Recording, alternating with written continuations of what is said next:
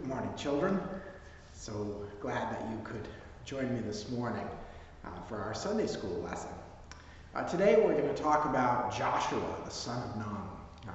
He was the Israelite who took over leadership of the people of God from Moses after Moses died. And he successfully led the Israelites across the Jordan River and into the Promised Land. So he's a very important figure. So let's begin with his name, Joshua. Joshua is actually the same name as Jesus is. We just translate Jesus through the Greek, and that's how we get that name. Both are individuals who take over from where Moses left off. The great prophetic characters that came after Moses, they have that in common. We have been focusing on courage through this year. There's a whole lot of fear out there, and it's like, how can we find the courage to do what God calls us to do? And so we've been focusing on different aspects of courage in these weeks. And when we come to Joshua, we come to a story that has given people courage for a long, long time. It's a story of God taking on the lead role for us and doing what needs to be done. And all we really have to do is have faith and let things go into motion. So Joshua and the Israelites had a real problem as soon as they crossed the Jordan River. There was this walled city of Jericho, and if that city was allowed to be an enemy of theirs, then they would not be able to communicate with the Israelites who lived on the east side of the Jordan. So it posed a real threat to their national security, you could say. What were they going to do? The Israelites were not great warriors, certainly not then anyway. They were green. They had not a lot of experience in warfare or anything like that. So what were they supposed to do?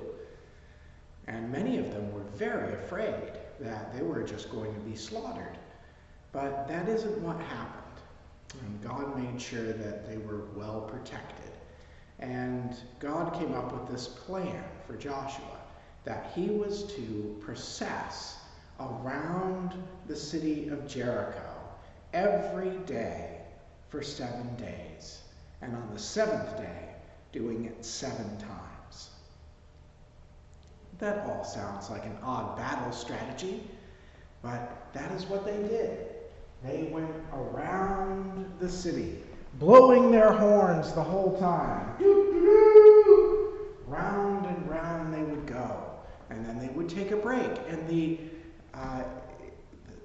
citizens of Jericho had no idea what in the world they were doing.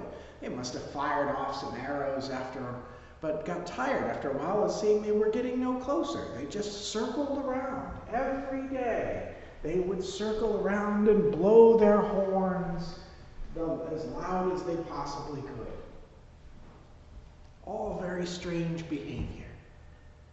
And on the 7th day, Joshua again reminded the Israelites they were not to talk, but to hold their voices, to be quiet, to only play those trumpets and those horns as they went around the altar.